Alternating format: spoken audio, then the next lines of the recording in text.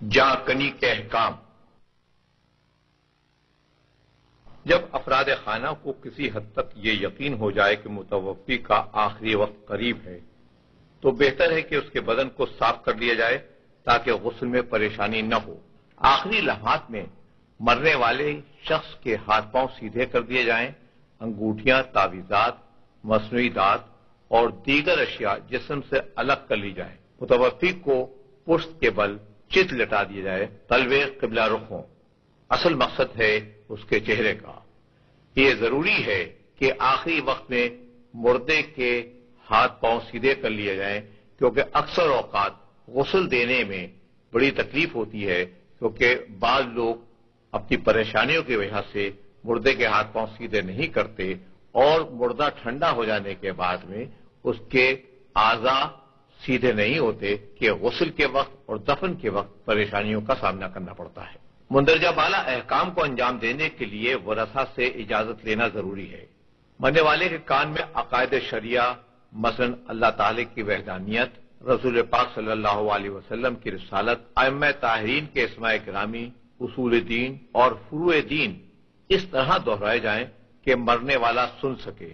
بہتر ہے کہ آخری لمحات میں قرآن پاک کی تلاوت کی جائے۔ سورہ یاسین، سورۃ الاحزاب اور آیت الکرسی کی تلاوت بھی جانکنی کے وقت بہتر ہے۔ اگر جانکنی میں بہت دشواری اور اذیت محسوس کی جا رہی ہے تو مرنے والے کو ایسی جگہ لے جایا جائے جہاں وہ گھر میں نماز ادا کرتا ہو۔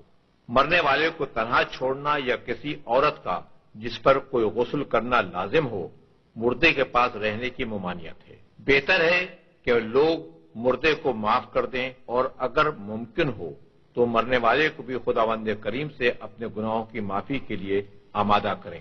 شیعہ عقائد کے مطابق مومن کے انتقال پر امام اول و امام آخر دیگر امامین کے ساتھ تشریف لاتے ہیں، لہذا ایسی مقدس ہستیوں کی تشریف آوری کو مد نظر رکھتے ہوئے عزت اور احترام اور شرعی احکام کی بجا آوری کا خیال رکھا جائے۔ ٹونے اور ٹوٹکے کے لیے شدید ممانعت آئی ہے، بلکہ قرآن مجید میں ایسی چیزوں کے لیے لعنت آئی ہے۔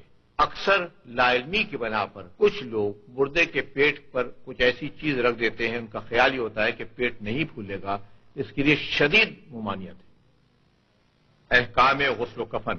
عمل غسل و کفن کی بجاوری میں جلدی کی جائے، ورثہ سے اجازت غسل و کفن لے لی جائے اور میت کی آنکھیں یا منہ اگر کھلا ہوا ہے تو اس کو بند کر دیا جائے، ٹھوڑی کو باندھ دیا جائے اور پاک چادر اڑا دی جائے۔ اگر متوفی حاملہ خاتون ہو اور بچہ پیٹ میں زندہ ہو تو ڈاکٹر کی مدد سے بائیں جانب سے پیٹ چاک کر کے بچہ نکال لیا جائے اور پھر پیٹ کو سی دیا جائے۔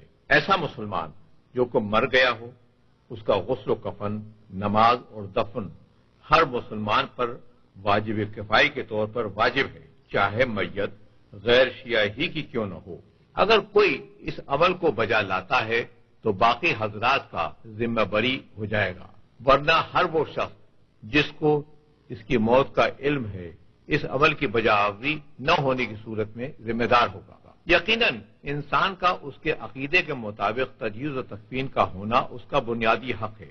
میت کو اس کے قریبی رشتہ داروں کا غسل دینا جنازے کی خوشنودی کا باعث ہوتا ہے۔ جنازے کو 3 قسم کے پانی یعنی آب بیری، آب کافور اور آب خالص سے غسل دینا واجب ہے، لیکن اگر بیری یا کافور میسر نہ ہو تو میت کو آب خالص سے غسل دیں، اور جس چیز کا میسر نہ ہونے کی صورت میں غسل دے رہے ہیں